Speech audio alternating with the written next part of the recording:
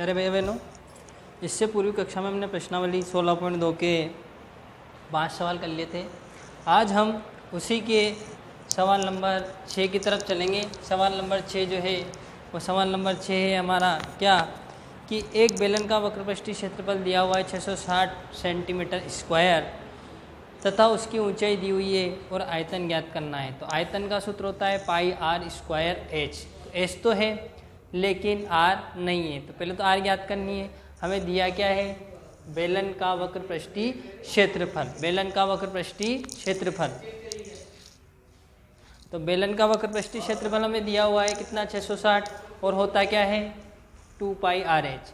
2 पाई R H बराबर 660। हमारे पास H तो है लेकिन आर नहीं है, आर ज्ञात करनी है, तो ये सब इसके बटे में चल जाएंगे। 660 बटा 2 पाई एच, तो आर बराबर 660 बटा 2 इंटू पाई का मान 22 बटा 7, तो 22 नीचे 7 ऊपर, और इंटू एच का मान 15। 22 से काटा 22 × 66 30 बार कट गया। 15 से काटा 15 दूना 30, 2 से 2 कट गए। आर बराबर आ गई 7, आर आ गई 7। एच हमारे पास है ही से कितनी? 15। हमें याद करना था आयतन। आयतन का सूत्र होता है पाई आर स्क्वायर एच। 22 बटा 7 इंटू 7 इंटू 7 इंटू 15, 7 से 7 कट गए। 22 7 154, 154 इंटू 15, 15 चौक 60 की 0 असल का 6, 15 जो 1 और तो कितना आ गया? 2310 सेंटीमीटर क्यूब। आयतन है इसलिए क्यूब लगा। ठीक है। अगला सवाल हमें उसने दिया है क्या कि एक बेलन का आयतन दिया हुआ है 30 पाई और आधार का क्षेत्रफल दिया हुआ है 6 पाई। तो देखो बेलन का आयतन दिया हुआ है 30 पाई और होता क्या है? Pi R square H. ये तो दिया है 30 पाई लेकिन होता क्या है? पाई आर स्क्वायर एच बराबर 30 पाई। समीकरण नंबर 1। आधार का क्षेत्रफल, तो बेलन का आधार होता है वृत्ताकार, आधार का क्षेत्रफल मतलब वृत्त का क्षेत्रफल होता है pi R square. Pi R square बराबर 6 पाई। ठीक है। समीकरण 1 में समीकरण 2 का क्या देने पर भाग, तो समीकरण 1 क्या थी? Pi R square H. Pi R square H में किसका भाग दिया? पाई आर स्क्वायर का दे दिया। इसमें इसका भाग दिया और 30 पाई में 6 पाई का भाग दिया। तो पाई से पाई कट गया, आर स्क्वायर से आर स्क्वायर कट गया, पाई से पाई कट गया, 6 से कट गया 5 बार। एच बराबर कितनी आ गई? 5 सेंटीमीटर। ये था आपका सवाल नंबर 7। इसी के सवाल नंबर 8 की तरफ चलते हैं हम। सवाल नंबर 8 हमें दिया है कि एक बेलन का आयतन और वक्रपृष्ठीय क्षेत्रफल। तो देखो बेलन का आयतन दिया हुआ है 1650। बेलन का आयतन दिया हुआ है 1650 लेकिन होता क्या है? पाई आर स्क्वायर एच बराबर 1650। समीकरण नंबर 1। और कहा वक्रपृष्ठीय क्षेत्रफल दिया है 660 लेकिन होता क्या है? 2 पाई आर एच बराबर 660। तो हमें ज्ञात करना था इसकी ऊंचाई और त्रिज्या दोनों ज्ञात करनी थी। तो ये तो आ गया आयतन, ये आ गया वक्रपृष्ठीय क्षेत्रफल। तो समीकरण 1 में समीकरण 2 का क्या दिया? भाग। तो पाई आर स्क्वायर एच में 2 पाई आर एच का भाग देंगे और इधर 1650 में 660 का भाग देंगे। पाई से पाई कट गया, एक आर से एक आर कट गया, एच से एच कट गया। यहाँ बचा आर बटा 2। यहाँ इसको काट दिया हमने 1 0 से 1 0, 11 से काट दिया इसे 15 बार, 11 से काट दिया इसे 6 बार। फिर इसको काटा हमने 3 से, 3 5 15, 3 दूनी 6। आर बटा 2 बराबर 5 बटा 2, क्योंकि बटा में दोनों हर समान है। 2 से 2 कट गए, आर बराबर कितनी आ गई? 5। अब आर का मान हम किस में रख देंगे? चाहो 1 में रखो चाहो 2 में रखो, तो मैंने 2 में रख दिया। 2 पाई आर एच बराबर 660। मुझे एच ज्ञात करनी थी तो एच को मैंने इधर रखा, बाकी सब बटे में ले गया। 660 बटा 2 इंटू पाई का मान 22 बटा 7, 22 नीचे 7 ऊपर, इंटू आर का मान कितना आया? 5। काट दिया इसे, 22 से 30 बार कट गया। ठीक है। फिर 5 से काट दिया इसे 6 बार, 2 से कट गया 3 बार। आर बराबर कितनी आ गई? 21 सेंटीमीटर। ये था आपका सवाल नंबर 8। अब चलते अपन इसी के सवाल नंबर 9 की तरफ। चलते अपन इसके अगले सवाल की तरफ। अगला सवाल हमें दिया हुआ है, क्या दिया हुआ है कि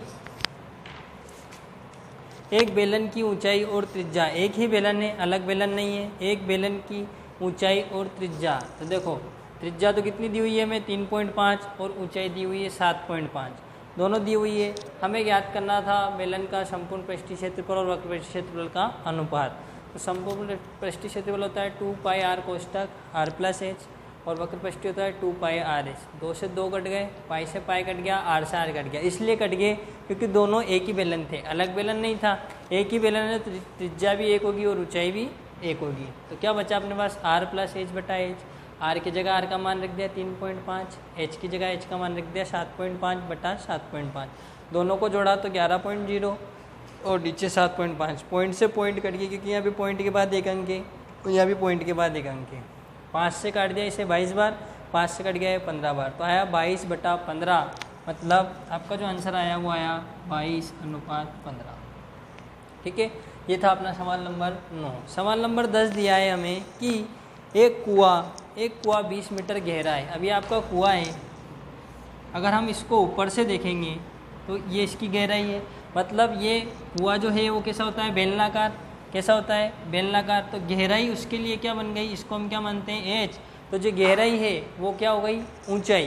तो देखिए कुएं की गहराई कोष्टक में क्या लिख दिया मैंने, एच बराबर 20 मीटर, और उसका व्यास दिया है। व्यास कितना दिया है, 7 मीटर। हम जानते हैं व्यास से कोई मतलब नहीं है, हमें जो मतलब रहता है वो रहता है त्रिज्या से। तो त्रिज्या क्या होती है, व्यास की आधी।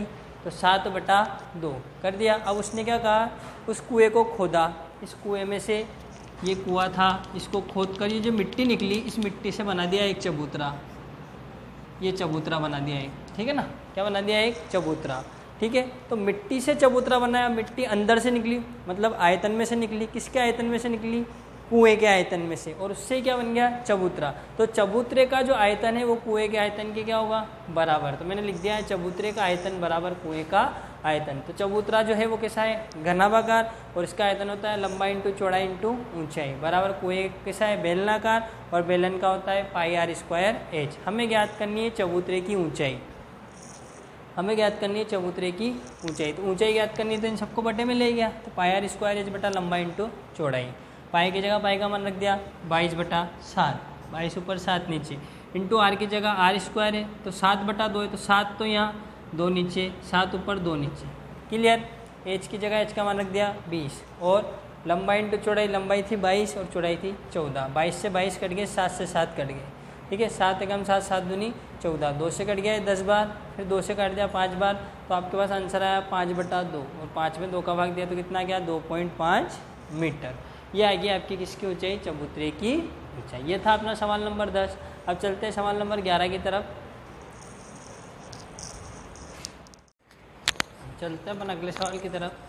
अगला सवाल हमें दिया है कि एक बेलनाकार बर्तन में 30,800 सेंटीमीटर क्यूब पानी भरा जा सकता है। पानी का भराएगा अंदर, पानी अंदर भराएगा, मतलब ये जो दिया है ये क्या हो गया हमारे लिए, आयतन। ये क्या हो गया हमारे लिए, आयतन। उसने कहा बर्तन की भीतरी त्रिज्या 14 है। बर्तन की भीतरी त्रिज्या है 14, और बर्तन का आयतन दिया है। पानी का भराएगा अंदर, अंदर मतलब आयतन में। तो एक तो दे दिया में भीतरी त्रिज्या, एक दे दिया में आयतन। अब हमसे क्या पूछ रहा है वो, कि उसका भीतरी वक्र पृष्ठीय क्षेत्रफल ज्ञात कीजिए। तो वक्र पृष्ठीय क्षेत्रफल होता है 2πr/h। r तो है लेकिन h नहीं है, तो पहले h ज्ञात करनी है। तो हमें दिया हुआ है आयतन। आयतन का सूत्र होता है πr²h, क्योंकि बर्तन जो है वो बेलनाकार है, तो बेलन का आयतन का सूत्र लगा जाए, बराबर 30,800। हमारे पास h नहीं है, h ऐसा कैसे, πr² का गया इसके बटे में, 30,800 बटा πr²। 30,800, पाई का मान 22/7, तो 22 तो नीचे और 7 ऊपर चले गए, इंटू आर का मान क्या था 14, तो 14 इंटू 14 काटा इसे, 22 से काट दिया इसको 1400 बार, 14 से कट गया है 100 बार, फिर इसको काट दिया हमने 7 एकम 7, 7 दूनी 14, तो हमारे पास बचा 100/2, फिर भाग देते तो 50। ये आ गया एच, ये आएगी आर। ज्ञात करना था वक्र पृष्ठीय क्षेत्रफल, क्या होता है 2πr/h। तो इंटू पाई का मान 22/7, आर का मान 14 और एच का मान 50। 7 एकम 7, 7 दूनी 14, 22 दूना 44, 50 दूना 100, दोनों का गुणा करा तो आ गया 4400 सेंटीमीटर स्क्वायर। क्लियर। अगला सवाल हमें दिया था एक खोखले बेलन की मोटाई दी हुई है। खोखले बेलन की क्या दी हुई है हमें, मोटाई। मोटाई कितनी दी हुई है 2 सेंटीमीटर। उसका भीतरी व्यास दिया हुआ है, भीतरी व्यास अंदर का व्यास दिया हुआ है 14। ध्यान रखना खोखले बेलन में 2 त्रिज्या होती है, एक होती है बाहर की त्रिज्या, एक होती है अंदर की त्रिज्या। तो जो बड़ी त्रिज्या होगी उसको तो हम मानेंगे R1 और जो छोटी होगी उसको हम मानेंगे R2। तो हमारे पास भीतरी व्यास था 14 व्यास था, तो त्रिज्या क्या होती है व्यास की आधी, तो 14/2 बराबर कितनी आ गई 7। ये अंदर की है, मगर मतलब ये बेलन था, ये बेलन था, तो ये इसकी भीतरी जो त्रिज्या थी, ये भीतरी त्रिज्या आपके पास कितनी आ गई 7, और ये इसकी मोटाई कितनी थी 2, तो ये 7 थी, ये 2 थी, तो बाहरी त्रिज्या कितनी हो गई 7 और 2 9। बाहरी त्रिज्या बड़ी त्रिज्या को R1, छोटी त्रिज्या को R2। R1 आ गई, R2 आ गई, तो इसमें 7 में 2 जोड़ दिए। क्यों? क्योंकि अंदर से बाहर चलते हैं तो जोड़ते हैं, मैंने पहले बताया था, और बाहर से अंदर आते हैं तो घटाते हैं। घनाभ में भी किया था अपनों ने, ठीक है। तो ये आ गई R1, ये आ गई R2। एच उसने हमको दी हुई है 26। हमें ज्ञात करना था खोखले बेलन का संपूर्ण पृष्ठीय क्षेत्रफल। तो सूत्र लगा दिया, खोखले बेलन का संपूर्ण पृष्ठीय क्षेत्रफल का सूत्र होता है 2 पाई कोष्टक R1 plus R2 कोष्टक H plus R1 minus R2। 2 into pi की जगह पाई का मान R1 9, R2 7, H का मान 26 प्लस 9 माइनस 7। 2 इंटू 22/7, 9 और 7 कितने हो गए 16, 26 और 9 35, 35 में से 7 गए 28, काट दिया इसे 7 चौक 28, 22 दूना 44, 16 चौक 64, दोनों का गुणा करा तो आ गया 2816 सेंटीमीटर स्क्वायर। ये था अपना सवाल नंबर 12वां। और आखिरी सवाल बचता है आपका इसका सवाल नंबर 13वां कि एक खोखले बेलन जिसके दोनों सिरे खुले हुए हैं उसकी ऊंचाई दी हुई है हमें 20, ऊंचाई दी हुई है 20, अंतः व्यास दिया हुआ है 26, अंतः व्यास दिया हुआ है तो हमने ज्ञात कर लिया अंतः त्रिज्या, क्योंकि त्रिज्या होती है व्यास की आधी, तो त्रिज्या आ गई 13। अब अंदर की है इसलिए इसको क्या मानेंगे R2 और बाहर की होती तो क्या मानते हैं R1। तो अंतः व्यास से अंतः त्रिज्या ज्ञात कर ली। फिर बाह्य व्यास दिया था, बाह्य व्यास से हमने बाह्य त्रिज्या ज्ञात कर ली। क्लियर, R1 आ गई, R2 आ गई, H आ गई। हमें ज्ञात करना था खोखले बेलन का आयतन। आयतन का सूत्र होता है खोखले बेलन के आयतन का पाई कोष्टक R1 square minus R2 square H। 22/7 R1 थी 15, 15 का स्क्वायर माइनस 13 का स्क्वायर इंटू H 20।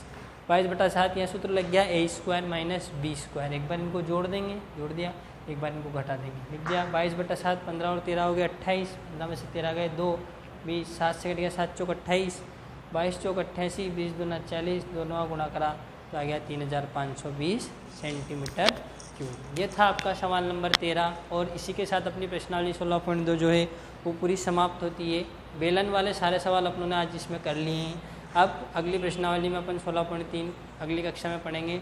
आप इन सवालों को करके ज़रूर देखें और सूत्रों को ज़रूर याद करें। जितने ज़्यादा सूत्र याद करेंगे सवाल उतनी ही आसानी से होंगे। फिर मिलते हैं अपन अगली कक्षा में। धन्यवाद।